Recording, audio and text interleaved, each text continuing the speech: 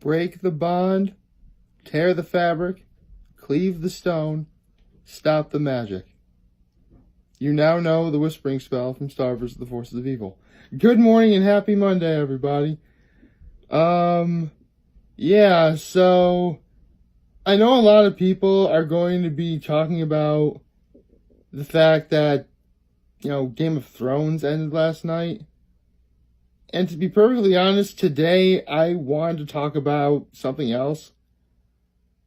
But considering that the Game of Thrones series finale is going to completely overshadow any of the weight of the Star vs. the Forces of Evil series finale, I think I should give my thoughts on the latter, because there's definitely a lot more to talk about than even I originally thought. So, full disclosure, I actually saw the series finale of Star vs. the Forces of Evil twice. The first was, believe it or not, actually after I made yesterday's video, because they premiered at 7:30 in the morning, and it was a little bit before that when I finished making yesterday's video. So that was the first time I saw when it aired on Disney Channel. And the second time I saw it was later on yesterday, online. Let's be honest, we live in the days of the internet and social media.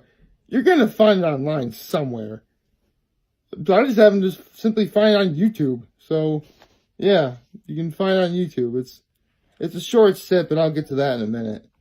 So, again, I've said this several times in recent videos and weeks and whatever, that, no ending I see on television or, movies is going to be as big as, Avengers Endgame. So, but you are going to see, flashes. And, man, Avengers Endgame is really causing, a lot of shows to end, isn't it? Like Game of Thrones, Star vs. the Force of Evil. Man. What's next? Oh, well. Anyway. Actually, it was season 8 of Hot Ones, technically. Actually, the season 8 of Hot Ones finale was before Endgame, but yeah. So, with all that being said, I keep saying that you are going to see flashes, and I can definitely say without a shadow of a doubt that this is definitely one of those flashes, because I had a great time. There was suspense, there was emotional heft, there was action, there was funny lines, there was callbacks to certain scenes from the series, for pretty much, I'm sure that lots of people on the internet are going to come up with, theories, some things that weren't solved in Star vs. the Force of Evil, and, if you want to do that, go right ahead. I'm not gonna stop that. Oh, The Big Bang Theory, that was another show that ended after Endgame. Huh. Anyway, so, keeping all that in mind, the biggest takeaway I think I picked up from this finale, and I guess you can sort of call this spoilers, I don't know, but the biggest takeaway that I got from it is the ending of Star vs. the Forces of Evil really does create this sort of argument of free will versus what can be constituted as a norm. Here's another example. One of my favorite arcs in One Piece, believe it or not, is the Skypiea arc. And the big theme of that one is the concept of free will versus, in the case of One Piece, worshiping a deity or God, if you will. And before I get anything, no, Star vs. the Force of Evil does not have any sort of religious imagery or Jesus imagery or anything like that at all. I am telling you right now, you do not see any of that in Star Wars: The Force of Evil ever. There is no way Disney would ever get away with that. I mean, they did The Hunchback of Notre Dame, and as good as that movie is, there was a lot they were, able to sort of do and had to, work around. So, honestly, with The Hunchback of Notre Dame, it's amazing we got as good of a product as we did. But that's neither here nor there. The point is, there's no sort of, religious imagery or, themes or anything like that in the show, ever. I'm just making that comparison because, in the case of One Piece, worshiping a deity is, a norm. It's what, people do. Just in the case of Star Wars: The Force of Evil, in this case, magic is the norm.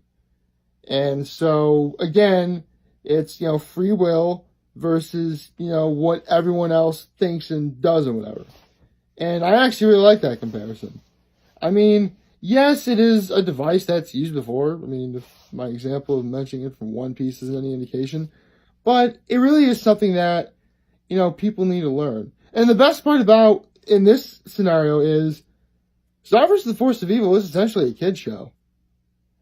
I mean, I'm a grown man, I watch the show, but you get my point. It's great that, kids have an opportunity to see and learn from stuff like this because it really can help society develop, overall.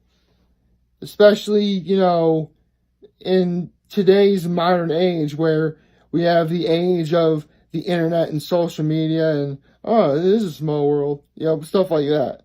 So, I actually really thought that how everything was handled was pretty darn good. Now, again, I did say that, no ending or finale that you see is ever going to be as big as Endgame, and obviously Star Wars: The Force of Evil is, one of those scenarios. And by that, and is the series finale perfect? No, I don't have problems with it per se, but there are a few things I'm concerned that other people will have, problems with. And for me, it just comes down to two things. The first is, I just wish the series finale was longer. Partly because, it did leave me wanting, more. Don't get me wrong, I was satisfied with what I got in the end. But, if I could get more, I could. See, the way Star Wars: The Force of Evil works, it's basically one of those shows where it's two 11-minute segments in a half-hour show with the occasional full half-hour episode. And, this was another full half-hour episode. Actually, an interesting fact, the title of the episode is called Cleaved, and the word cleave is used in the whispering spell, so that's actually really cool. I like how they worked the title of the episode into the episode. That was neat. But, that's not here or there. So, again, I'm satisfied with what we got, but, this is a show that's been going on for 4 seasons, roughly about 5-6 years, roughly. I just kind of wish the ending was just a little bit longer. Maybe not a full hour, but make it extend the half hour into 45 minutes or something. And then, when Disney does that, when they show a Disney movie or something on their channel, they'll do that and they'll do a Mickey Mouse short or some kind of short from a cartoon that they have or whatever. That'd be fine. They could have done that.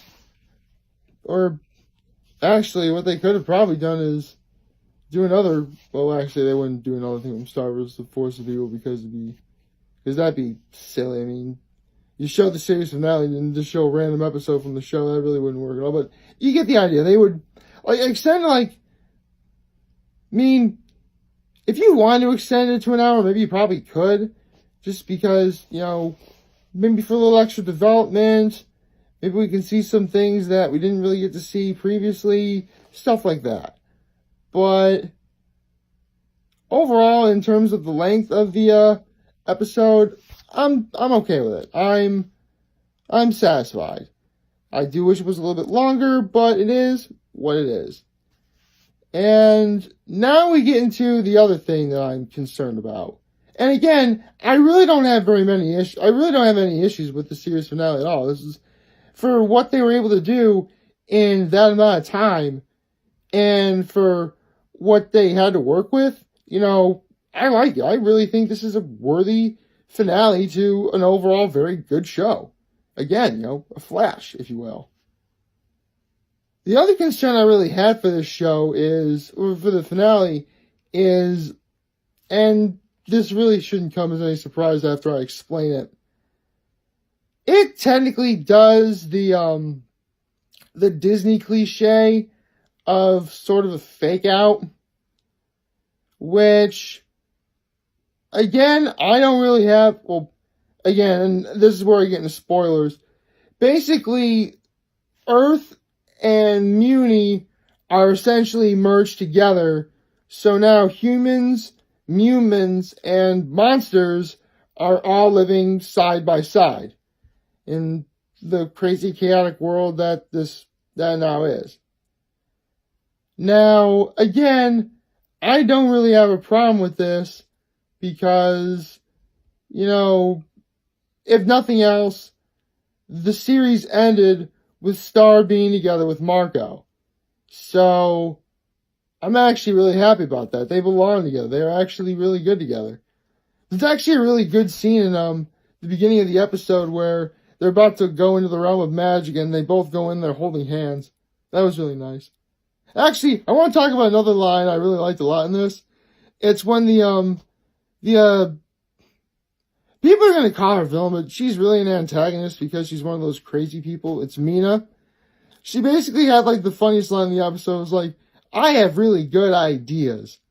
And the thing about good ideas is that they tend to linger on like a bad fart. That actually made me laugh a lot. I'm not going to lie. It's actually the sort of thing that someone as crazy as Mina would say. But, yeah, I'm getting sidetracked.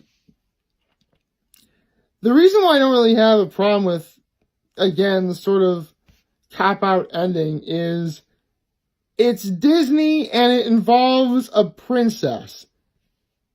They've been doing this since the very beginning. Like, since Snow White. And when Snow White was made, well, for starters, no one ever thought Snow White would ever be made. But when Snow White was first made, you know, no one really said anything about how that essentially kind of deviated from the source material, even though Snow White does end up with the prince, just like in the original source material. It's just, you know, how it was handled, you know, was different. But again, it is sort of a cap-out ending. And I have a feeling a lot of people are going to really, you know, have problems with that because, oh, it's Disney, they do that stuff all the time. Well, yeah, Disney's been doing that since the very beginning. So what's the problem? You know, there really isn't anything wrong with that. And plus, again, I'm the sort of guy who really does go for a happy ending. And as crazy as this ending kind of was, I thought it was a very happy ending. I really don't have any problems with it or issues with it all because, again, Disney's been doing stuff like this since the very beginning. So, again, what's the problem? But that's just me. I mean, if you want to take issue with how everything turned out, you know, it's fine. You're entirely your own opinion, and I'm simply just saying mine. So, yeah, overall, my thoughts on Star Wars The Force of Evil series finale and the series as a whole overall is this is a darn good show. You should watch it. You know, is it a perfect show? Not at all. Is it something that, you know, is it something you're going to want to go back immediately after seeing it all the way through? Probably not. Well, it depends on your mood, I suppose. But this is a good show for kids and adults of all ages. It's fun. It's funny. It's smart. It deals with issues like prejudice in a good kid show. So, yeah, that was actually one reason why Star Wars The Force of Evil was pretty good. It really does talk about the prejudice a lot between humans and monsters. But again, that's just how it is. So, yes, this is a very good show. I recommend it. Watch the series finale, and that's really all I have to say about that. And as for what I wanted to talk about today, I'll get to it later on this week. But when? Well, you'll just have to wait and see when I do that now, don't you?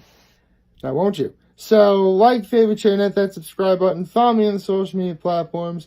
I am humbled I made this video for all of you guys to watch and enjoy today. I'm hoping we all have a wonderful Monday.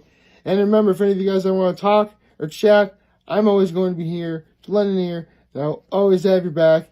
Take care and make good choices. Now, how about we end this Star versus the Forces of Evil style?